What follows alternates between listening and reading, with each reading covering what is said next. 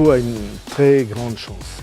C'est que c'est à la fois une ville qui a un patrimoine de paysage, un patrimoine historique, un patrimoine architectural, et en même temps un côté d'avant-garde très important. C'est une ville qui est tournée vers l'avenir et tournée vers le monde. Pau, capitale économique, ça s'explique par la présence de très grands groupes, de très grandes filières, et des filières et des groupes qui sont de pointe dans le monde. Par exemple, le centre de recherche Total a à Pau, qui représente entre 3 et 4 000 ingénieurs et chercheurs, c'est le centre de recherche de référence pour le monde.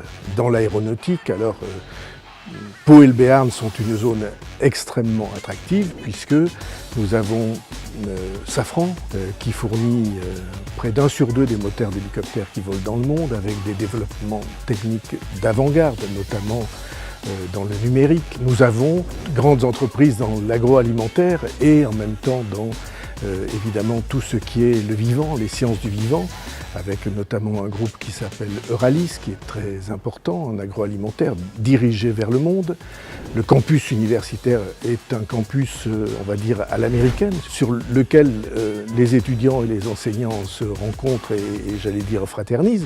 Mais il y a à côté, immédiatement à la limite du campus, des technopoles et des entreprises de transfert de technologie qui sont évidemment d'autant plus efficaces qu'elles sont au contact direct des étudiants et des chercheurs. Par exemple, nous allons avoir à Pau une ligne de transport en commun à hydrogène qui va être dans sa catégorie la première du monde. Ce qui fait que de plus en plus de centres de décision regardent vers cette ville et cette région en se disant mais on sera beaucoup mieux là, tout en ayant tous les avantages des grandes villes universitaires de recherche et industrielles. Ce qui fait que ça crée un profil de capitale qui est réellement unique, je crois, dans son genre. En tout cas dans cette gamme de population qui permet les contacts personnels.